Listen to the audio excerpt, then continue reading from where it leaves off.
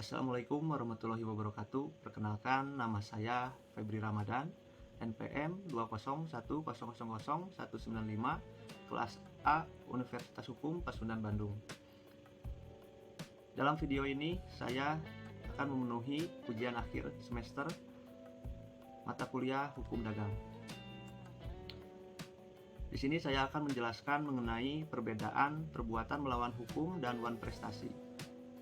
Perbedaan perbuatan melawan hukum sebagai perbuatan melawan hukum dalam bidang keperdataan. Sebab untuk perbuatan melawan hukum pidana disebut dengan istilah perbuatan pidana.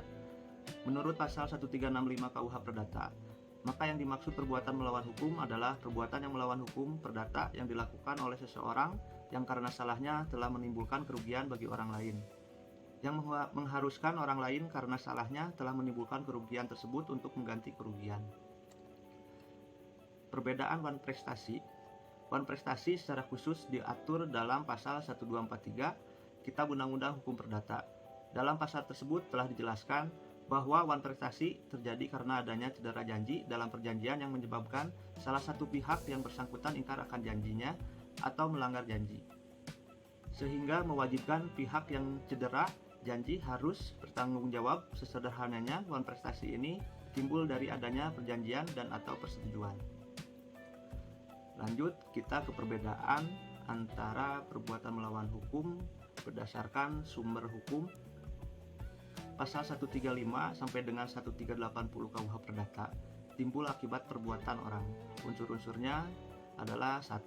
Adanya perbuatan, 2. Perbuatan tersebut melawan hukum, 3. Adanya kesalahan dari pihak pelaku, 4. Kerugian bagi korban, dan yang kelima, adanya hubungan kausal antara perbuatan dengan kerugian.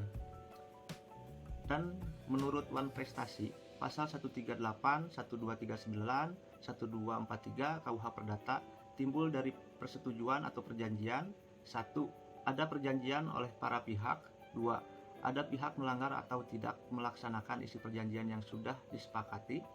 3. Sudah dinyatakan lalai tapi tetap juga tidak mau melaksanakan isi perjanjian. Kriterianya: 1. Bertentangan dengan kewajiban hukum si pelaku, atau 2. Melanggar hak subjektif orang lain, atau 3. Melanggar kaidah tata susila, atau 4. Bertentangan dengan asas kepatutan, ketelitian, serta sikap hati-hati yang seharusnya dimiliki seseorang dalam pergaulan dengan sesama warga masyarakat atau terhadap benda orang lain. Menurut wan prestasi, 1. Melakukan apa yang disanggupi akan dilakukannya. 2. Melaksanakan apa yang dijanjikannya tetapi tidak sebagaimana yang dijanjikan. 3. Melakukan apa yang dijanjikannya tetapi terlambat. 4. Melakukan sesuatu yang merusak perjanjian tidak boleh dilakukannya. Pembuktian. Pada PMH, penggugat diwajibkan membuktikan unsur-unsur PMH dan juga perbuatan yang melawan hukum yang dilakukan oleh tergugat. Dalam wan prestasi, telah terjadinya wan prestasi dapat dibuktikan oleh penggugat dengan adanya perikatan perjanjian yang dilanggar atau prestasinya tidak dilakukan oleh tergugat. Hak menuntut. Sedangkan dalam PMH, penuntutan ganti rugi tidak perlu adanya terlebih dahulu pernyataan kelalaian oleh debitur atau somasi.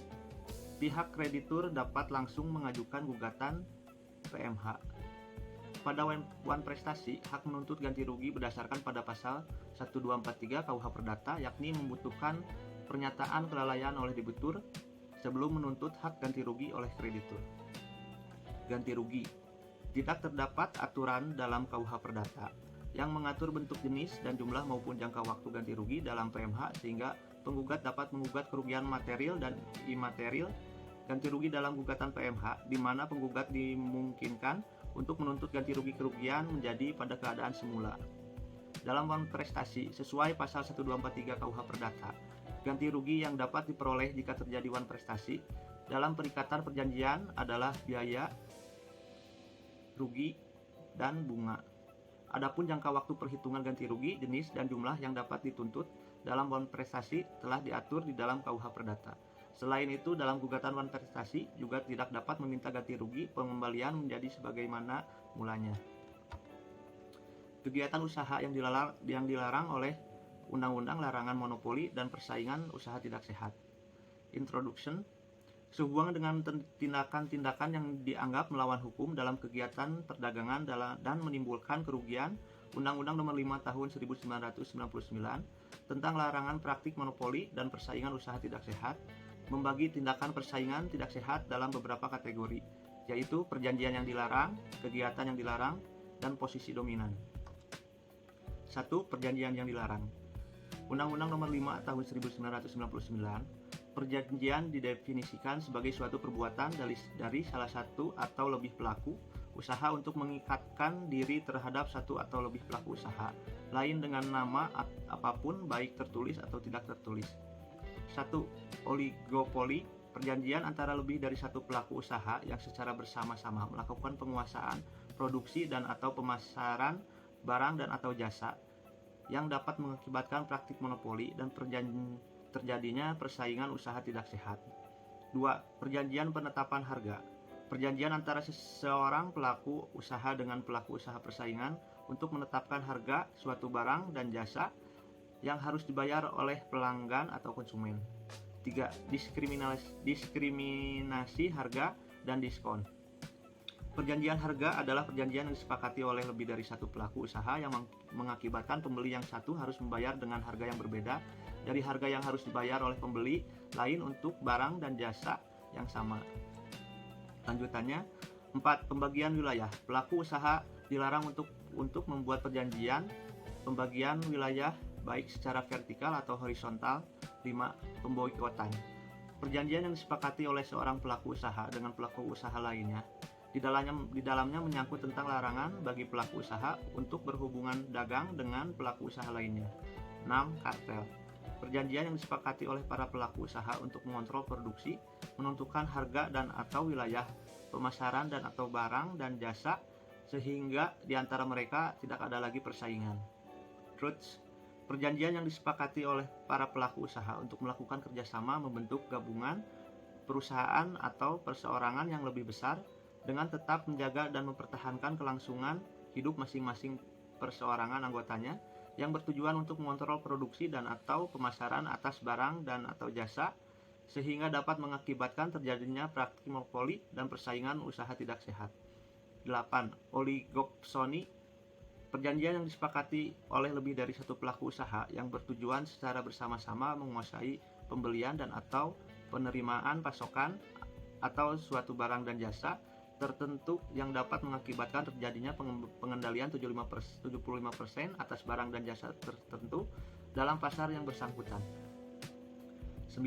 Integrasi vertikal, perjanjian yang disepakati oleh lebih dari satu pelaku usaha yang bertujuan menguasai produksi sejumlah produk yang termasuk dalam rangkaian produksi tersebut merupakan hasil pengolahan atau proses lanjutan baik dalam satu rangkaian langsung tidak langsung. 10. Perjanjian tertutup. Perjanjian tertutup diatur dalam Undang-Undang Nomor 5 Tahun 1999 adalah sebagai berikut. 1. Pelaku usaha dilarang untuk menyepakati perjanjian dengan pelaku usaha lainnya, dilarang memasok atau menerima pasokan kepada pihak tertentu. 2. Pelaku usaha dilarang untuk menyepakati perjanjian dengan pelaku usaha lainnya, dilarang menerima atau membeli barang atau jasa pihak lain. 3. Usaha dilarang untuk menyepakati perjanjian dengan pelaku usaha lainnya, menyepakati harga tertentu. 2. Kegiatan yang dilarang. Kegiatan yang dilarang menurut Undang-Undang Nomor 5 Tahun 1999. 1. Monopoli, suatu bentuk penguasaan atas produksi atau pemasaran barang dan atau penggunaan jasa tertentu oleh satu pelaku usaha untuk sekelompok pelaku usaha. 2. Monopsoni, kegiatan yang dilakukan oleh seorang pelaku usaha untuk sekelompok pelaku usaha atau yang bertindak sebagai pembeli tunggal yang menguasai lebih dari 50% pasar atau jenis barang atau jasa tertentu. 3. Penguasaan pasar, pelaku usaha secara sendiri-sendiri atau bersama-sama dengan pelaku usaha lainnya dilarang untuk 1. Menolak dan atau menghalangi pelaku usaha tertentu untuk melakukan kegiatan yang sama pada pasar yang bersangkutan. 2. Menghalangi konsumen atau pelanggan pelaku usaha lainnya untuk tidak melakukan hubungan dengan pelaku usaha lainnya tersebut. 3. Membatasi peredaran dan atau penjualan barang dan atau jasa pada pasar yang bersangkutan. 4. Melakukan praktik diskriminasi terhadap pelaku usaha tertentu. 4. Dumping, Pelaku usaha dilarang melakukan pemasokan barang dan atau jasa secara menjual rugi atau menetapkan harga yang sangat rendah dari harga produksi barang dan atau jasa sejenis dengan maksud untuk menyingkirkan dan mematikan pelaku usaha lainnya di pasar yang sama. 5. Manipulasi biaya produksi. Pelaku usaha dilarang untuk melakukan manipulasi biaya produksi dan biaya lain nantinya akan diberlakukan sebagai salah satu komponen harga barang dan atau jasa yang akan dipasarkan ke konsumen. 6. Persekongkolan. Persekongkolan yang dilarang sesuai Undang-Undang Nomor 5 Tahun 1999. A. Penentuan pemenang tender. B. Rahasia perusahaan atau rahasia dagang. C. Penghambatan usaha produksi. 3. Posisi yang dominan. Tindak perilaku usaha yang berpotensi mengakibatkan adanya praktik monopoli dan atau jasa persaingan usaha tidak sehat. A. Seorang pelaku usaha atau kelompok pelaku menguasai 50% atau lebih bangsa pasar atas jenis barang atau jasa tertentu. B. 2 atau lebih pelaku usaha atau kelompok pelaku menguasai 75% atau lebih pangsa pasar atas jenis barang atau jasa tertentu. C. Pemilikan saham atau terafiliasi. D. Penggabungan, peleburan, dan pengambilalihan perusahaan. Sekian presentasi dari saya. Mohon maaf apabila ada salah kata atau dalam pengucapan. Sekali lagi saya ucapkan terima kasih. Assalamualaikum warahmatullahi wabarakatuh.